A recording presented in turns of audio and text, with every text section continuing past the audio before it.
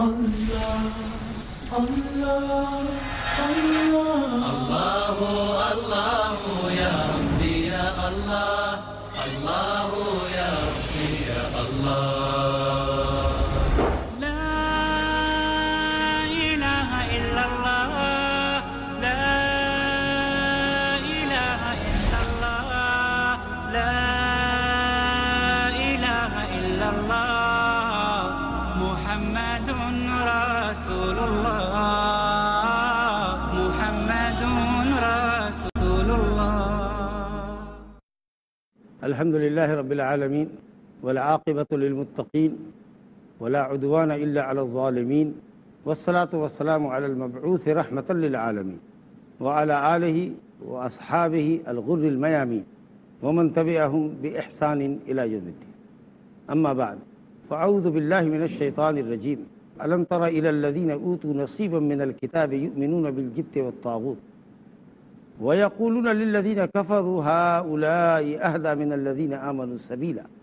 وقال المولى جل وعلا قل هل أنبئكم بالشر من ذلك مثوبة عند الله من لعنه الله وغضب عليه وجعل منهم القردة والخنازير وعبد الطاغوت. وقال جل وعلا قال الذين غلبوا على أمرهم لنتخذن عليهم مسجدا. وعن أبي سعيد رضي الله عنه قال قال رسول الله صلى الله عليه وسلم لتتبعون سنن من كان قبلكم حذو القذة بالقذة حتى لو دخلوا جهر ضب لدخلتموه. قالوا اليهود والنصارى يا رسول الله قال فمن؟ اخرجاه. محترم حاضرین، کتاب التوحید کا 22واں باب آج ہمارے درس میں ہے۔ صاحب کتاب علیہ الرحمہ نے عنوان قائم کیا ہے باب ما جاء ان بعض هذه الامه يعبد الاوثان۔ اس امت کے بعض افراد بتوں کی پرستش بھی کریں گے۔ دلائل سے ثابت کیا ہے، اللہ کے کلام رسول اللہ صلی اللہ علیہ وسلم کے کلام سے ثابت کیا ہے کہ یہ امت اور امت کی بھاری اکثریت بت پرستی میں مبتلا ہو جائے گی، غیر اللہ پرستی میں مبتلا ہو جائے گی۔ در حقیقت اس باب کے ذریعے ان لوگوں پر رد کیا ہے جو یہ کہتے ہیں کہ امت محمدیہ میں شرک واقع نہیں ہو سکتا، شرک کا کام کرتے ہیں، اور جب کہو کہ یہ شرک ہے تو کہیں گے نہیں یہ شرک نہیں ہے، یہ بزرگوں سے عقیدت محبت ہے۔ تم چونکہ اولیاء کی بزرگی نہیں مانتے، تم چونکہ کرامت پر ایمان نہیں رکھتے، غلط الزام ہے۔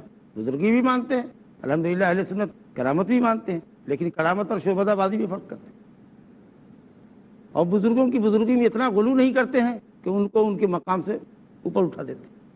تو بہرحال شرک کر رہے ہیں لوگ، اور جب ان کے شرک پر آپ ٹوکیں، ان کو رد کریں، تو کہیں گے یہ شرک کدھر ہے، یہ تو شرک نہیں ہے، امت محمدیہ سے شرک ہو ہی نہیں سکتا، کیونکہ یہ امت لا الہ الا اللہ محمد رسول اللہ پڑھتی۔ ایسے ہی لوگوں پر رد کرنے کے لیے یہ باب اسپیشلی قائم کیا گیا۔ آیات اور احادیث کی روشنی میں ثابت کیا گیا کہ یہ امت بھی وہ تمام کام کرے گی جو کام اس سے اگلی امتیں کر چکی، خاص کر یہود و نصارہ۔ اللہ رب العالمین فرماتا ہے سورہ نساء آیت نمبر 51 میں الم تر الی الذین اوتوا نصیبا من الکتاب۔ اے نبی آپ نے کیا نہیں دیکھا ان لوگوں کو، کیا نہیں جانا ان لوگوں کے متعلق جن کو کتاب کا کچھ حصہ دیا گیا تھا، نصیبا من الکتاب حظا من الکتاب، یعنی کتاب کا کچھ علم تھا ان کے پاس، توریت اور انجیل کا علم رکھنے کے باوجود چونکہ وہ جبت اور طاغوت پر ایمان رکھتے ہیں، ان کا رشتہ اپنی آسمانی کتابوں سے نہیں ہے، اس لیے وہ کفار کو، مشرکین مکہ کو کہتے ہیں کہ یہ مشرکین محمد صلی اللہ علیہ وسلم اور ان کے ساتھیوں سے زیادہ ہدایت یافتہ ہے۔ اللہ مسند احمد میں حضرت عبداللہ بن عباس رضی اللہ عنہ سے مروی ہے کہ کعب بن اشرف جو یہودیوں کا سردار تھا، سرغنہ تھا، وہ یہود کا بڑا عالم بھی تھا، جب وہ مکہ آیا تو اہل مکہ نے کہا کہ بتاؤ محمد اچھے ہیں یا ہم لوگ اچھے؟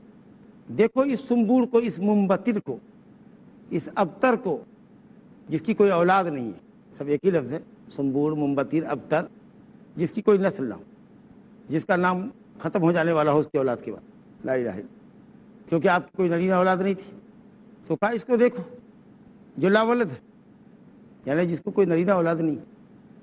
یہ گمان کرتے ہیں کہ یہ ہم سے اچھے ہیں، جبکہ ہم حاجیوں کو دودھ پلاتے ہیں، پانی پلاتے ہیں، کعبہ کی نگہبانی کرتے ہیں، مہمانوں کی مہمان نوازی کرتے ہیں، ہم بہتر ہیں یا یہ محمد بہتر ہے؟ تو چونکہ ایمان کتاب اللہ پر، توریت پر تو تھا نہیں، توریت کی جگہ پر تو سحر و کہانت میں دلچسپی تھی، جبکہ نبی صلی اللہ علیہ وسلم کی واضح علامات، نبوت کی نشانیاں توریت اور انجیل کے اندر موجود ہیں۔ کھلم کھلا بے ایمانی کی، کذب صریح کا ارتکاب کیا اور کہا نہیں تم لوگ بہتر ہو محمد سے، اور اسی سے ملتا جلتا واقعہ ابن ابی حاتم نے اپنی تفسیر میں حضرت عبداللہ بن عباس کے شاگرد اکرمہ سے نقل کیا ہے کہ کعب بن اشرف اور حیی ابن اخطب یہ دونوں سرداران مکہ آئے تو اہل مکہ نے یہی پوچھا کہ آپ لوگ تو اہل کتاب ہے، اہل علم ہے، ہمارے اور محمد کے درمیان فیصلہ کیجیے، ہم بہتر ہیں کہ وہ بہتر ہے؟ ان دونوں نے کہا تم کیا ہو اور وہ کیا ہے؟ کہا ان کا حال یہ ہے کہ وہ لاولد ہیں، ان کی نسل کٹ جائے گی، اور ہم حاجیوں کی خدمت کرتے ہیں، دودھ پہلے پلاتے ہیں پھر پانی پلاتے ہیں، مہمانوں کی مہمان نوازی کے لیے بڑے بڑے کوہانوں والی اونٹنیاں تک ذبح کر ڈالتے ہیں، قیدیوں کو چھوڑاتے ہیں اور اپنے کچھ کارنامے گرائے۔ کہا یقیناً تم بہتر ہو، تمہارے مقابلے کے وہ کہاں؟ اللہ رب العالمین رد فرما رہا ہے کہ دیکھا آپ نے ان لوگوں کو جن کو کتاب کا علم اللہ نے تھوڑا دیا تھا، ہمارا داڑھی ایمانداری کا تقاضا یہ تھا کہ وہ اہل ایمان کی فضیلت بیان کرتے، لیکن چونکہ ان کو حسد تھی، عداوت تھی نبی صلی اللہ علیہ وسلم سے، اس سے انہوں نے کافروں کو کلن چڑ دی، کافروں کی بڑائی بیان کی، ہؤلاء اہدی من الذین آمنوا سبیلا، یہ لوگ ایمان والوں سے زیادہ ہدایت یافتہ۔ یہ انہوں نے کیوں کیا؟ ایسا کیوں کہا؟ کیونکہ یؤمنون بالجبت والطاغوت، جبت پر ایمان رکھتے تھے، طاغوت پر ایمان رکھتے تھے۔ حضرت عمر بن خطاب رضی اللہ عنہ کا کہ جبت سے مراد سحر اور طاغوت سے مراد شیطان، یہ سب سے بڑا طاغوت لوگوں سے اپنی پرستش کرواتا ہے اور غیر اللہ کی پرستش کرواتا ہے۔ فرمایا کہ چونکہ یہ جبت پر ایمان رکھتے ہیں، سحر پر، توریت کی جگہ پر سحر اور کہانت اور اس کی کتابیں اور اس کے منتر ان کو عزیز ہیں، اور شیطان پر ایمان رکھتے ہیں، شیطان کی پرستش کرتے ہیں، اس لیے شیطان کے پجاریوں سے اور کس طرح کی امید آپ رکھتے ہیں؟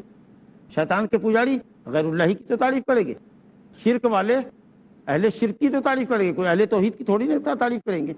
یہی تفسیر حضرت عبداللہ بن عباس سے، حسن بصری سے، ابو العالیہ سے، علامہ مجاہد وغیرہ سے منقول ہے۔ بعض قول یہ ہے کہ جبت سے مراد شیطان ہے، ایک قول یہ ہے کہ جبت سے مراد شرک ہے، ایک قول یہ ہے کہ جبت سے مراد حیی ابن اخطب ہے، کعب بن اشرف ہے۔ الحمدللہ جبت کا لفظ ہر کاہن کو، ہر نجومی کو، ہر شیطان کو، اور اسی طریقے سے سحر اور کہانت کی تمام قسموں کو شامل ہے، بڑا وسیع لفظ ہے۔ تو یہ امت یا امت کا ایک طبقہ جو شرک کرتا ہے اور کہتے ہیں کہ نہیں شرک نہیں ہے، توحید ہے یہ، اور یہ امت شرک کر ہی نہیں سکتی، اہل کتاب کے طریقے کی پیروی کرے گی، اس لیے یہ آیت مؤلف رحمۃ اللہ علیہ نے یہاں ذکر کی۔ اس کے بعد صاحب کتاب نے سورہ مائدہ کی آیت نمبر 60 ذکر کی ہے۔ اللہ تعالیٰ فرماتا ہے قل هل انبئکم بشر من ذلک مثوبۃ عند اللہ، اے نبی کہیے ان یہود و نصارہ کو، ان مشرکین کو جو آپ کے ماننے والوں کا مذاق اڑاتے، ٹھٹھا کرتے ہیں، استہزاء کرتے ہیں، دین کے تعلق سے چٹکیاں لیتے ہیں، نازیبہ کلمات، بھپتیاں کستے ہیں، ان کو کہیے کہ تم ہمیں برا سمجھتے ہو، آؤ میں تمہیں بتاؤں کہ اللہ کے پاس قیامت کے دن مقام اور مرتبے کے اعتبار سے اور برے بدلے کے اعتبار سے سب سے برا انسان کون ہے؟ من لعنہ اللہ، وہ جس پر اللہ نے لعنت کی، وہ جس پر اللہ نے لعنت کی، یہود پر اللہ نے لعنت کی، وغضب علیہ، اور جس پر اللہ غصہ ہوا، نصارہ ہے، مغضوب علیہم ہے، وجعل منہم القردۃ والخنازیر، اور وہ لوگ اللہ کے نزدیک مقام و مرتبے کے اعتبار سے بہت برے ہیں جن کے بعض لوگوں کو اللہ نے بندر اور سور بنا دیا۔ یہ کون لوگ تھے جن کو بندر سور بنایا گیا؟ یہ یہود کے وہ لوگ تھے جنہوں نے سنیچر کے دن کی حرمت پائمال کر دی، چھلانگ لگا دیا۔ سنیچر کا دن ان کے ہاں عبادت کا دن تھا، عمل چھوڑ کے بیٹھتے تھے کہ عبادت کریں گے، اس دن اسپیشلی شکار نہیں کریں گے۔ اللہ رب العالمین نے ان کی بدعمالیوں کے نتیجے میں ان کا امتحان لیا۔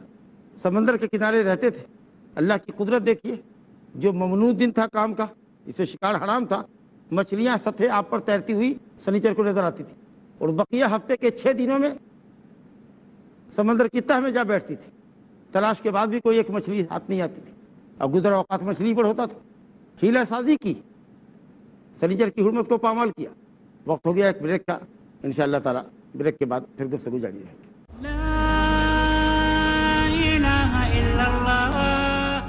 وقفے سے قبل آپ سن رہے تھے کہ مقام اور مرتبے کے اعتبار سے اللہ کے نزدیک سب سے برے لوگ وہ ہیں جن پر اللہ نے لعنت فرمائی۔ جن پر اللہ کا غضب ہوا، اور جن کے کچھ لوگوں کو اللہ تعالیٰ نے بندر اور سور بنا دیا۔ یہ وہ لوگ تھے جنہوں نے سنیچر کی حرمت پامال کی، حد کو تجاوز کیا، اور سب کے دن سنیچر کے دن شکار کیا۔ سورہ بقرہ میں، سورہ اعراف میں آیتیں موجود ہیں۔ ہیرا سازی یہ کی کہ سنیچر کا دن آنے سے پہلے جال ڈال دیتے تھے، گڑھے کھود لیتے تھے، پانی کا بہاؤ اپنے گڑھے کی طرف کھول دیتے تھے، کانٹے ڈال دیتے تھے۔ سنیچر کے دن مچھلیاں آتی تھیں، کانٹوں میں پھنستی تھی، جال میں پھنستی تھی، اور تماشا دیکھ رہے ہیں اور خوش ہو رہے ہیں کہ ہم سنیچر کو شکار نہیں کر رہے۔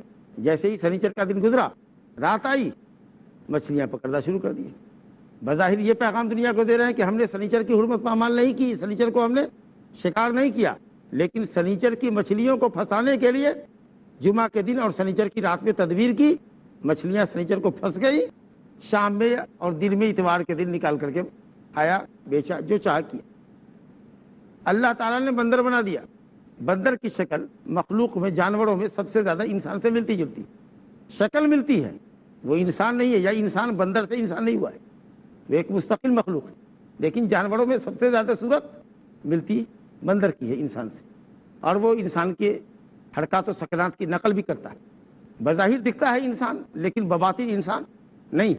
بظاہر یہودیوں نے سنیچر کے دن کا شکار کر کے یہ دنیا کو دکھایا کہ ہم ظاہر میں شکار سنیچر کے دن نہیں کر رہے ہیں، لیکن کرتے تھے حقیقت میں سنیچر کو شکار، کیونکہ سنیچر کے دن آنے والی مچھلیوں کو اپنے جال میں پھنستے تھے۔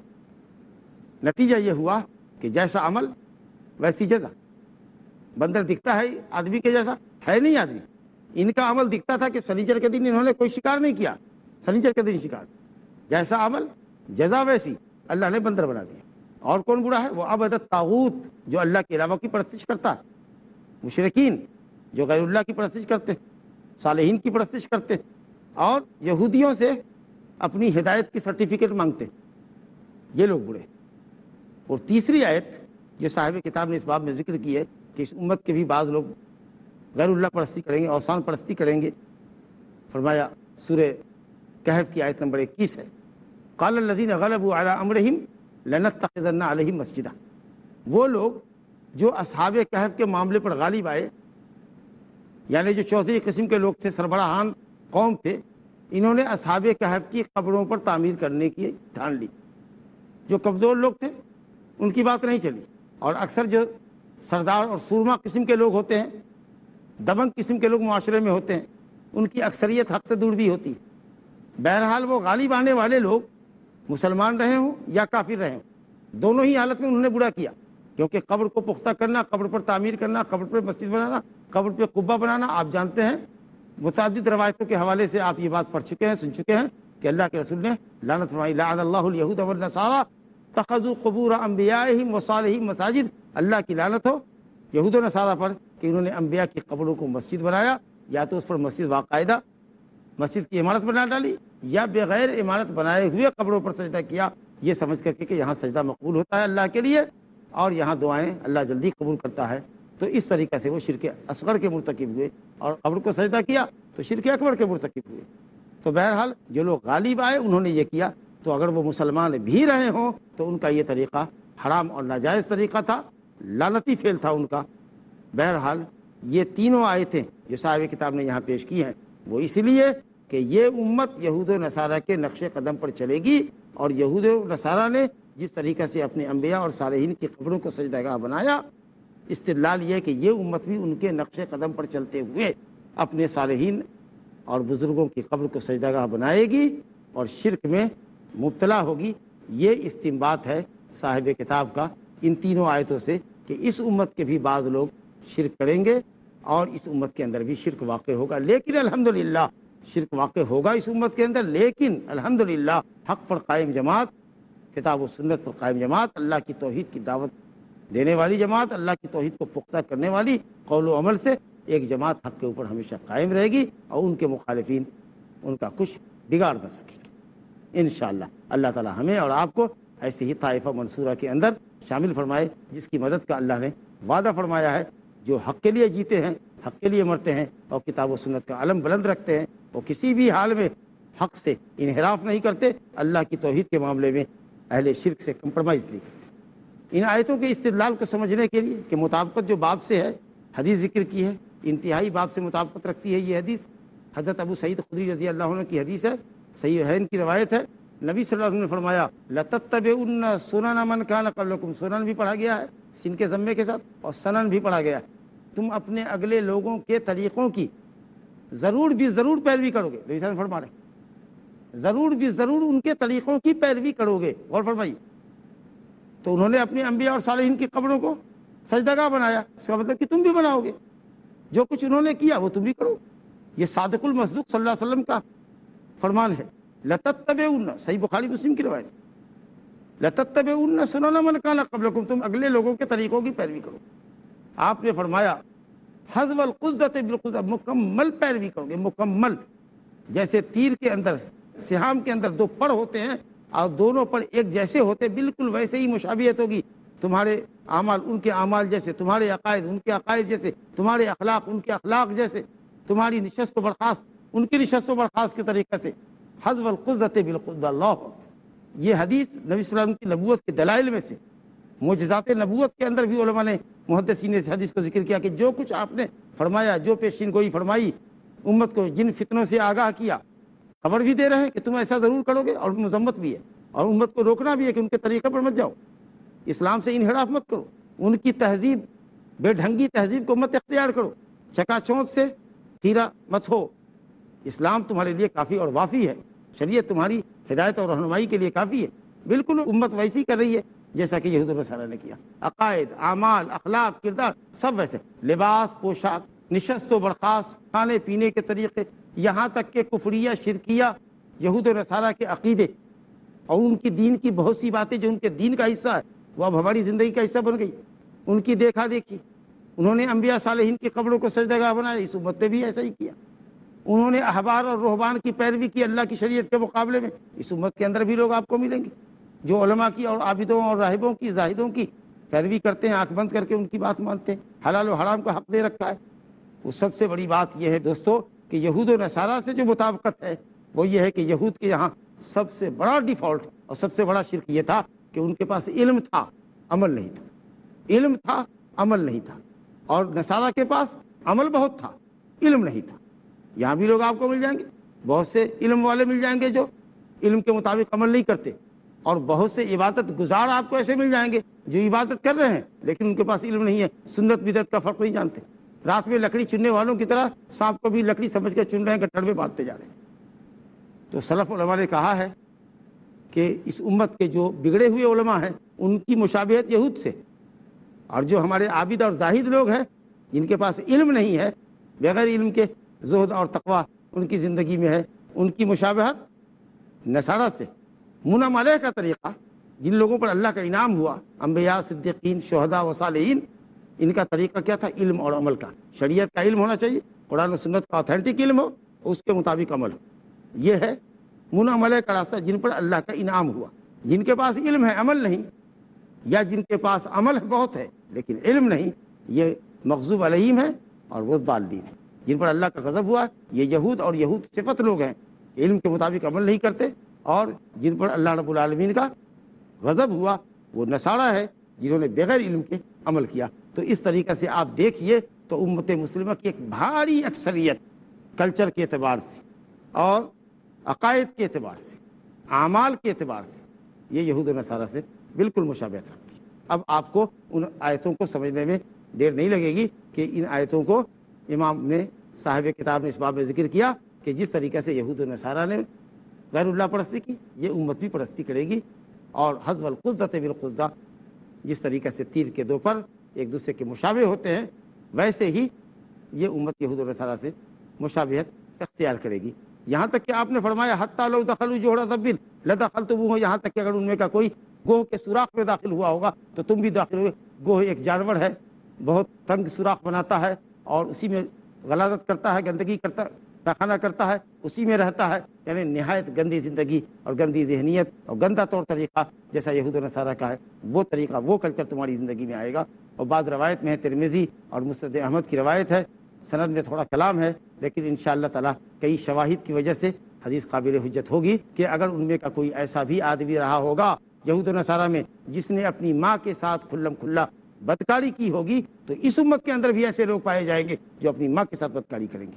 اور مستدرک حاکم کی روایت ہے کہ اگر ان میں کا کوئی ایسا آدمی رہا ہوگا یہود و نصارہ میں سے جس نے اپنی بیوی سے سرے راہ سرے عام بیوی سے ہم بستری کی ہوگی تو اس امت کے اندر بھی ایسے بے غیرت بے حیا پائے جائیں گے جو سرے عام اپنی بیوی کے ساتھ صحبت کریں گے اور دنیا چلتی ہوئی دنیا دیکھ رہی ہوگی۔ اللہ سبحانہ وتعالیٰ یہود و نصارہ کی مشابہت سے ہمیں محفوظ رکھے، عقائد میں، اعمال میں، اخلاق میں، کردار میں، اور دین کو ہمارے لیے کافی اور وافی بنائے۔ اور الحمدللہ وہ کافی ہے، ہماری سمجھنے کی ضرورت ہے کہ ہم اس دین کو اپنے لیے کافی وافی سمجھیں۔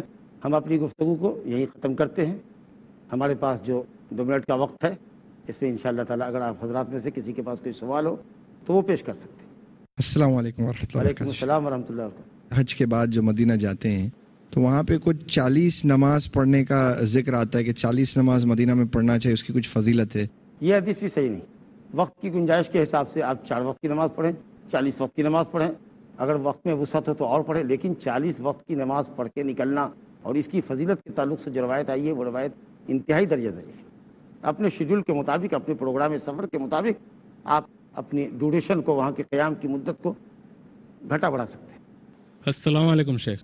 وعلیکم السلام ورحمۃ اللہ۔ شیخ، جو ہمارے مسلم کنٹری میں اسلامک پکچریں بنتی ہے، فلم جو پیغمبروں کے اوپر، صحابیوں کے اوپر، وہ جائز ہے یا ناجائز ہے؟ بالکل ناجائز۔ نبی صلی اللہ علیہ وسلم کا رول کرنا تو حرام ہے ہی، صحابہ کرام کی بھی توہین ہے کہ کوئی ابو بکر، کوئی عمر، کوئی حضرت عثمان، کوئی علی کا کردار نبھائے، یہ صحابہ کرام کی توہین ہے، بالکل ناجائز۔ اہل علم نے اس کی ناجائز کا فتویٰ دیا، صحابہ کی شان میں گستاخی۔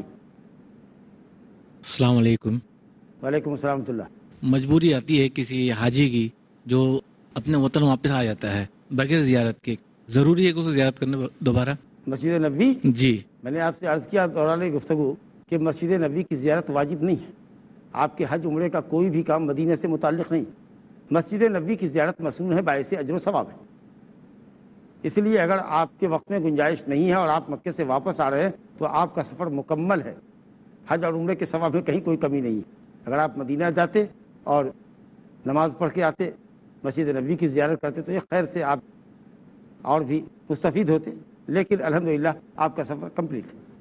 تو باللہ تعالیٰ توفیق، صلی اللہ علیہ نبینا محمد وعلی آلہ وصحبہ وسلم، والسلام علیکم ورحمۃ اللہ وبرکاتہ۔ اللہ اللہ یا ربی یا اللہ۔